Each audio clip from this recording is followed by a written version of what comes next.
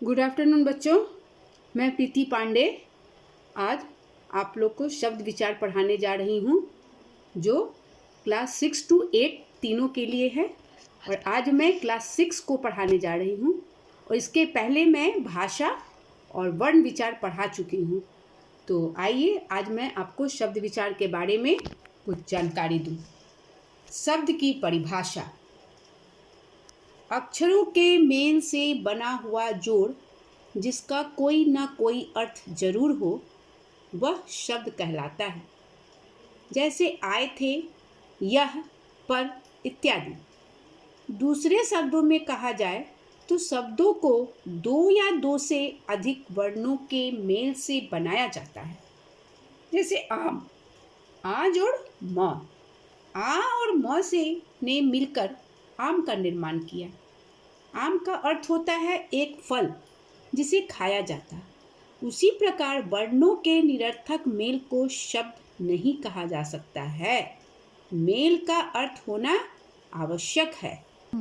वर्णों के सार्थक समूह को शब्द कहते हैं। शब्द को निम्न 4 आधारों पर बांटा गया है: रचना के आधार पर, उत्पत्ति के आधार पर, प्रयोग एवं व्याकरण के आधार पर, अर्थ के आधार पर। अब देखिए रचना के आधार पर क्या है।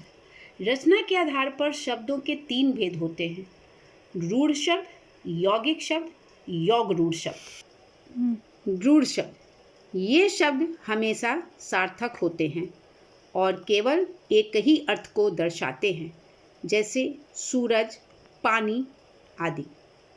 यौगिक शब्द ये शब्द हमेशा ही किन्हीं 2 शब्दों के मेल से बने होते हैं। कहने का अर्थ यह है कि ये सार्थक तो होते हैं लेकिन ये सार्थक शब्दों का मेल होते हैं। जैसे कर्जदार, कर्ज जोड़ दार।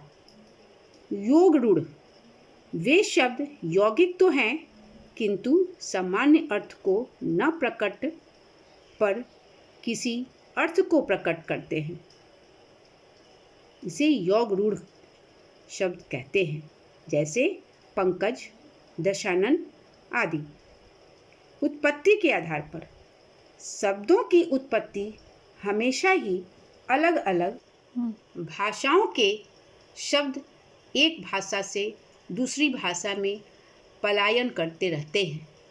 जैसे कि आम हिंदी का शब्द, लेकिन यह शब्द संस्कृत के शब्द आम्र से लिया गया है।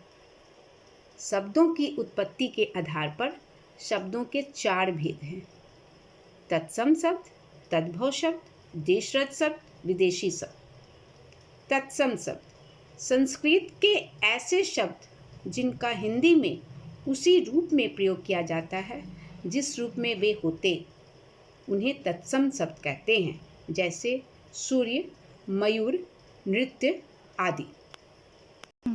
तद्भव शब्द संस्कृत के जो शब्द कुछ परिवर्तन के साथ हिंदी में प्रयुक्त होते हैं उन्हें तद्भव शब्द कहते हैं। जैसे मौत, सच, रात आदि। देशज शब्द ऐसे क्षेत्रीय शब्द जो स्थानीय बोलियों या उपभाषाओं से हिंदी में आए हैं देशज शब्द कहलाते हैं। जैसे कड़क, गाड़ी, ठुमकी आदि। विदेशज शब्द वे शब्द जो विदेशी भाषाओं से आकर हिंदी में जुड़ जाते हैं, उन शब्दों को विदेशज शब्द कहते हैं। जैसे डॉक्टर, गरीब, चाय आदि। प्रयोग के आधार पर किसी भी भाषा की सबसे छोटी इकाई शब्द ही होते हैं, इसलिए शब्दों के प्रयोग को सबसे ज़्यादा तरजीह दी जाती है। प्रयोग के आधार पर शब्द के 2 भेद होते हैं: विकारी शब्द, अविकारी शब्द। विकारी शब्द वे शब्द जिनके प्रयोग से लिंग, वचन, कारक या का परिवर्तन आता है, वे शब्द विकारी शब्द कहलाते हैं। जैसे लड़का, सुंदर, दिल्ली। विकारी शब्द के 4 भेद होते हैं: संज्ञा लड़का, लड़कों, सर्वनाम मैं, हम, विशेषण बड़ा, बड़ी, क्रिया पढ़ना, पढ़नी। अविकारी शब्द वे शब्द जिनके रूप में कोई परिवर्तन नहीं होता, ऐसे शब्द अविकारी शब्द कहलाते हैं, जैसे तेज, धीरे आदि। अविकारी शब्दों के 4 भेद होते हैं: क्रिया विशेषण, संबंध बोधक, समुच्चय बोधक, विस्मयादि बोधक और निपात। क्रिया विशेषण आज, यहाँ, वहाँ। संबंध बोधक के अंदर, के बिना। समुच्चय बोधक और, क्योंकि। विस्मयादि बोधक अरे, ओह और निपात ही, भी। अर्थ के आधार पर शब्द के जो अर्थ निकलते हैं उनके आधार पर शब्दों को वर्गीकृत किया जाता है। मूलतः ऐसे अर्थ के आधार पर शब्दों के 2 भेद हैं: सार्थक शब्द, निरर्थक शब्द।